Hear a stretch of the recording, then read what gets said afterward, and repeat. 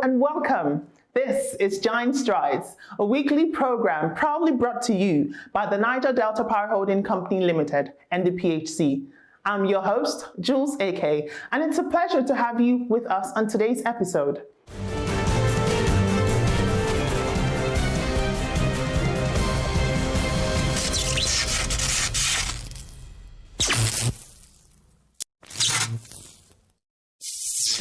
The Niger Delta Power Holding Company Limited, NDPHC, continues to make remarkable progress in addressing Nigeria's electricity challenges.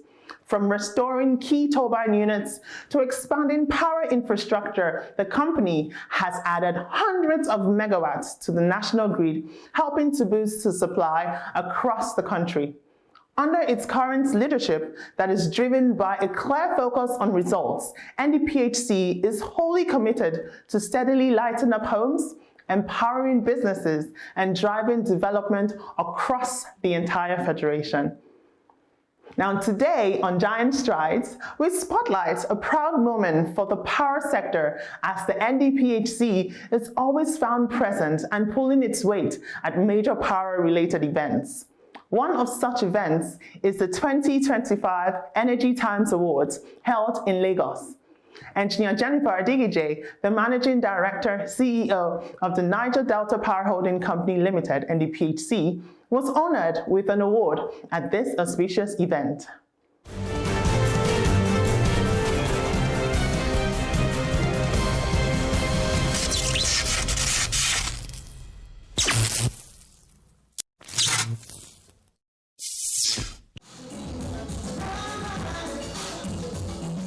Prominent figures in the power sector who were invited for this event were present, and some duly registered their presence by sending delegates to represent them at the event. A few of them included Adebayo Adelabu, Minister of Power, who served as a special guest of honor; Mele Kyari, the immediate past Group Chief Executive Officer of the Nigerian National Petroleum Company Limited, NNPCL; Godwin Obaseki, former Governor of Edo State; Abdullahi Sule, Governor of Nasarawa State; Biodun Oyebanji, Governor of Ekiti State; Engineer Gbenga Komolafe, Commission Chief Executive of the Nigerian Upstream Petroleum Regulatory Commission, NUPRC; Engineer Farouk Ahmed, Authority Chief Executive of the Nigerian Midstream and Downstream Petroleum Regulatory Authority, NMDPRA; Mrs. Eloho Aiboni, Shell Nigeria Exploration and Production Company Limited, SNEPCO. The NDPHC was also fully present at the event as its Managing Director, CEO, as well as other members of its top management team were present.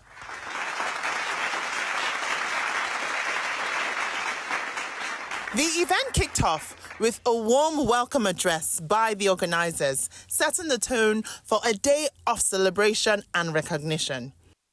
As the award session commenced, one of the moments of highlight was the presentation of the Young Achiever of the Year award, which was given to NDPHC's Managing Director, CEO, Engineer Jennifer Adighije.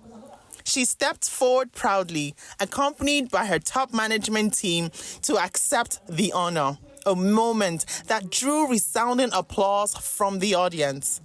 This recognition comes as an acknowledgement of her impact on Nigeria's power generation, as she has helped in increasing capacity within months of her appointment.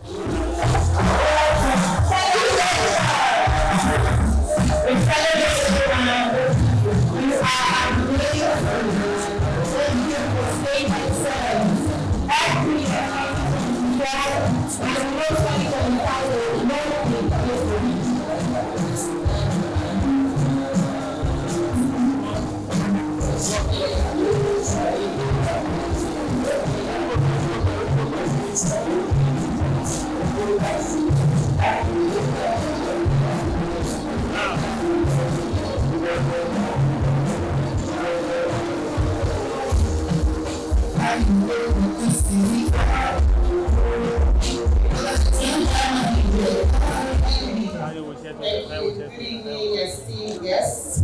All protocols observed.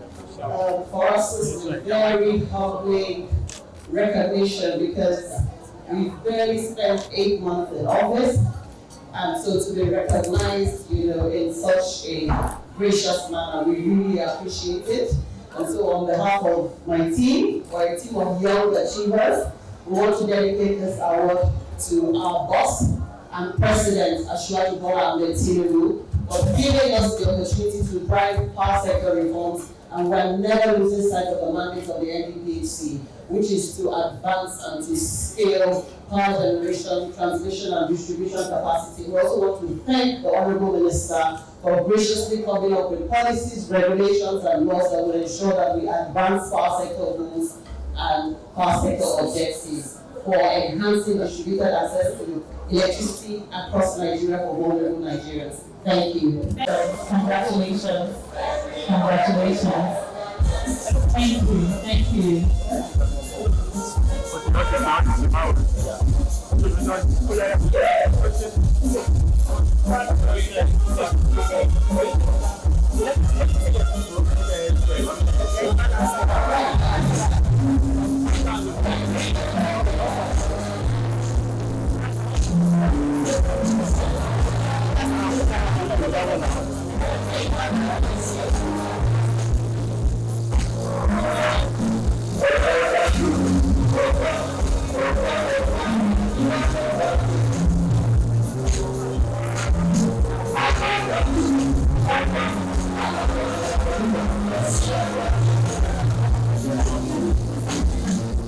At the end of the event, Engineer Jennifer Adighije, alongside other awardees, were given the opportunity to share their thoughts on receiving the prestigious recognition. In their remarks, they expressed gratitude and highlighted the importance of dedication, teamwork, and innovation in driving progress within the energy sector. Their words served as both inspiration and a call to action for continued excellence.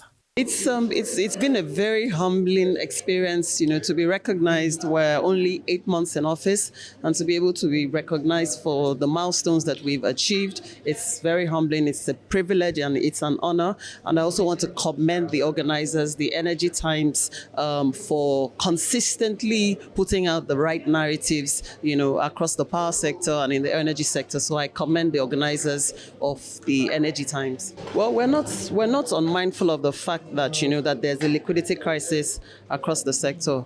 We all know that the government is owing generation companies very copiously, although we also know that the government has made some promises to ensure that they reduce the debt exposure, to the barest minimum. And so we're optimistic, and we know that once cash flow improves, then also our operational efficiency would improve. I'm very happy and excited. I think, like I said during the award ceremony, this award is not just about me. It's about me representing the women folk who are in the male-dominated space. And this just shows that if we put our mind to it, there's nothing that we cannot do. So the award is dedicated to women that are working in the energy space. And of course, my great team at Niger Electric. We are not where we would like to be, but we're committed to ensuring that we continue to deliver improved services. And that is my commitment. And I'm saying that here on camera so that Nigerians know that Niger Electric and the board and management are committed to ensuring that we continue to improve our service to our customers. Well, we've expressed our thanks, our gratitude to Energy Times for recognizing the governor and for this award. It shows that they have recognized his good governance to the good people of Ekiti State. It's an encouragement for him to do more. But he also recognizes that this is not only his own job, but that of his team, a team of dedicated workers who have ensured that even those who have not had electricity for a while, for a long time, now have electricity. There has been independent power in the country, in the state rather, and but more will be done as the years go by. And the relationship between electricity and water provision is there. We'll be working very hard to ensure that that happens very quickly.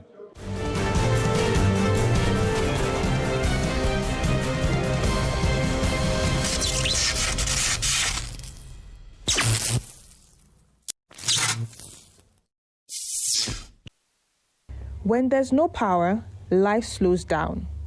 Businesses struggle. Children can't study. Families feel the pressure and the frustration.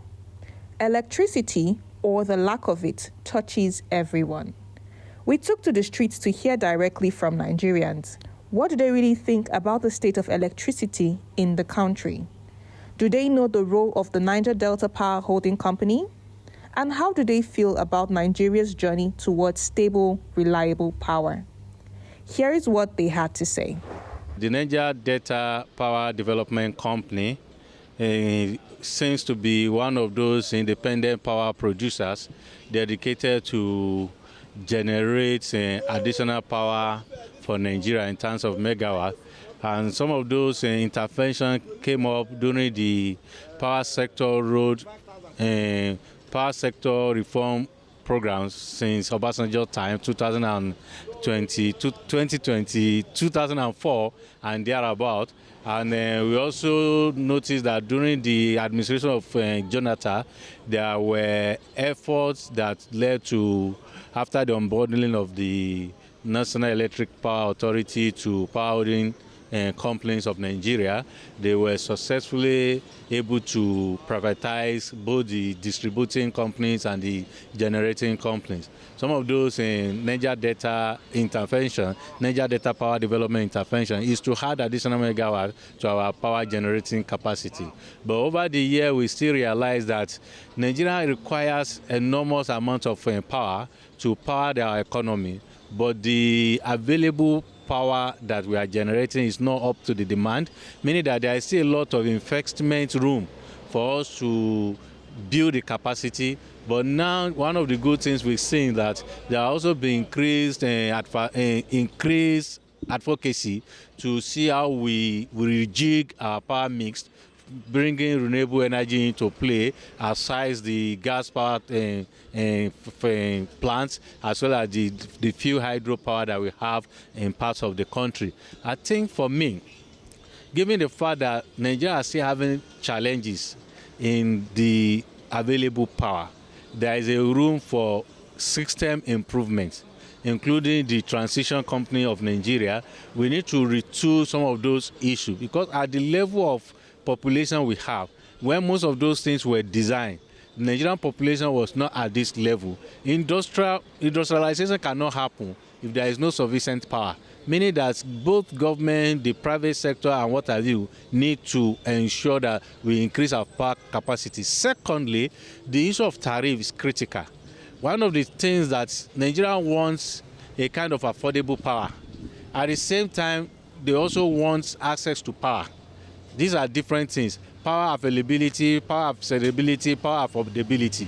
These are very important things. How do we marry the issue? That's why at a time we have MITO 1, we have MITO 2. You understand? A whole lot of things. Despite that, despite the intervention in the power sector, Nigeria has still not been able to get more than reasonable amount of power in a day. There is a new statistic by recently that they said Nigeria has the least numbers of hours that they have power in a day, less than 1 hour, about 43. That takes us a lot. There is no way that we can drive industrialization without power. Power is key. The component, those that goes to the residential, those that goes to commercial area, those that goes to the industry. Now there are alternatives people are talking about. Those who have the resources, they are going through the route of renewable energy, particularly solar PVC. You understand? But a whole lot of people are still don't have access to power. Huge number of Nigerians have never seen light before.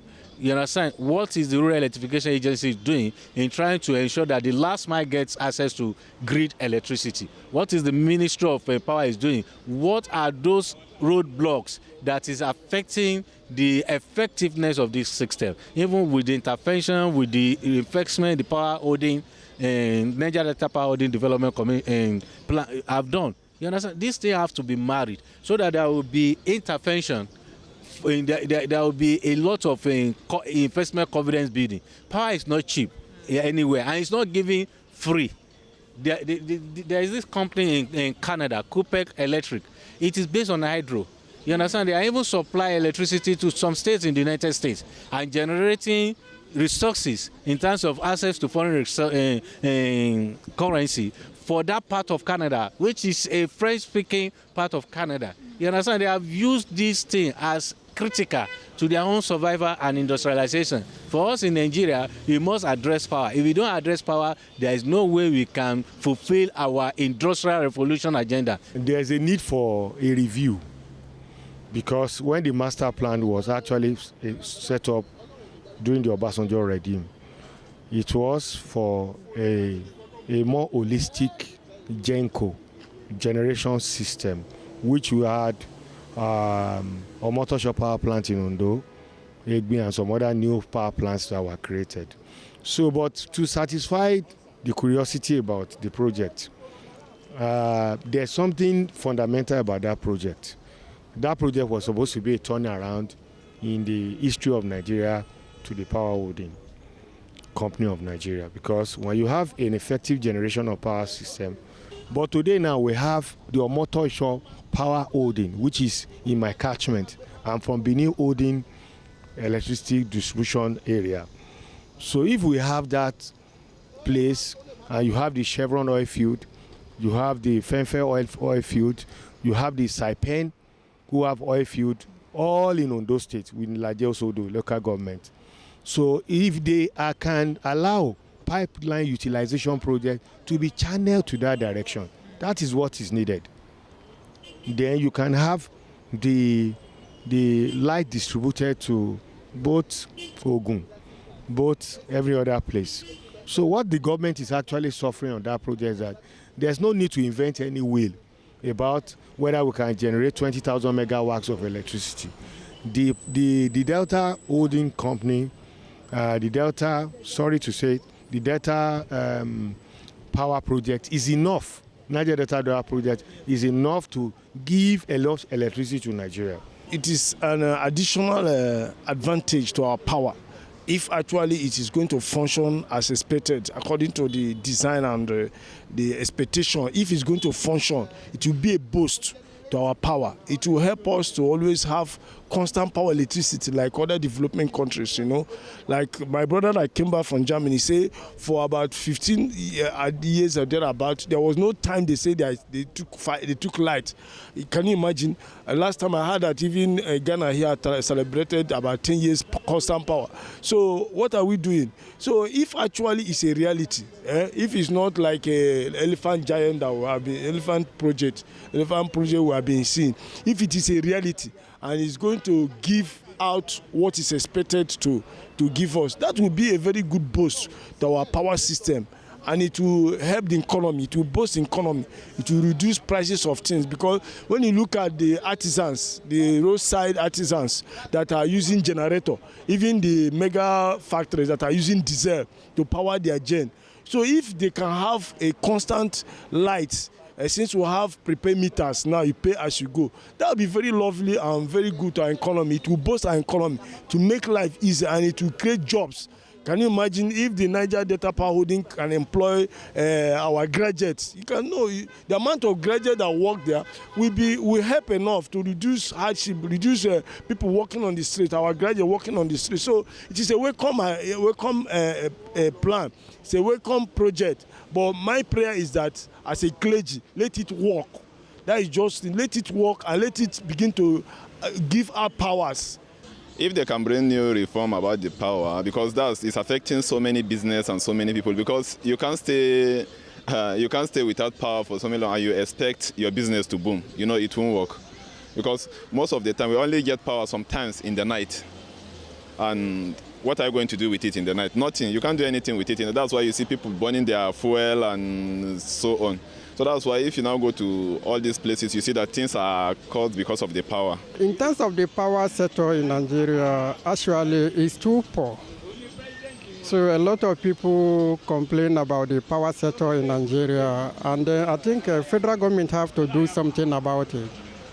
Because if you look at the production in Nigeria, why we are having problem Nigeria is not producing is because of the lack of power supply in Nigeria.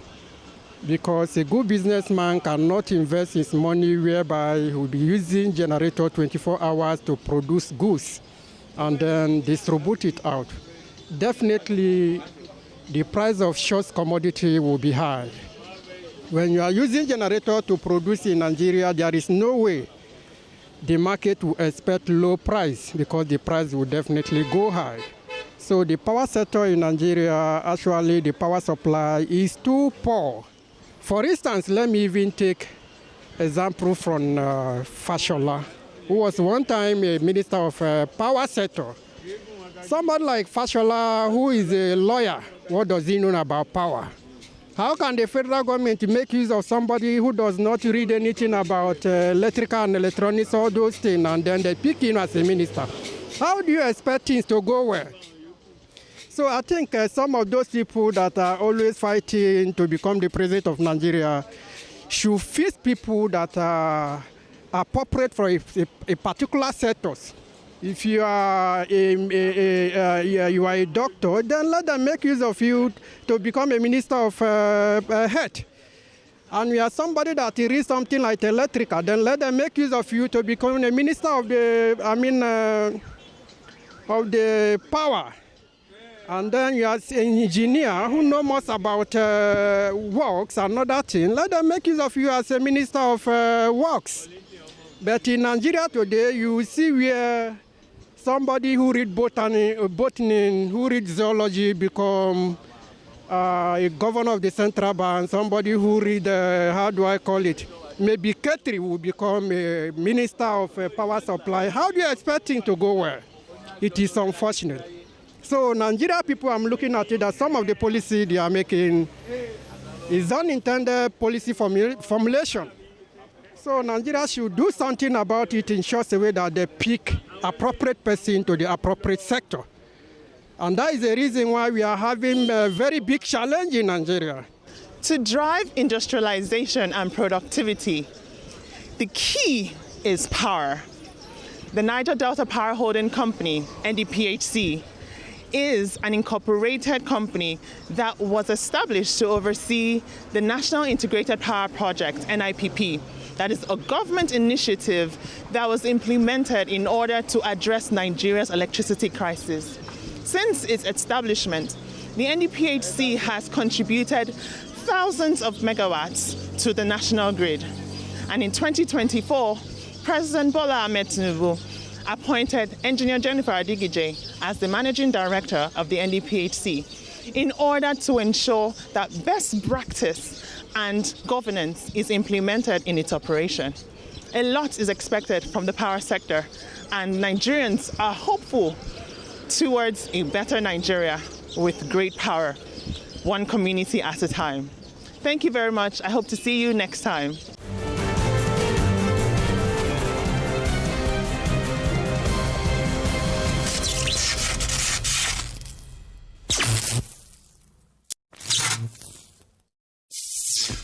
Welcome back. I trust you found today's episode rather insightful and inspiring. It throws light to the obvious fact that a lot of work is being put in place to drive forward and improve the power and energy sector in our dear country, Nigeria. And so, until next time, I remain your host, Jules AK. Thank you for joining us on Giant Strides, where we shine the light on progress in power.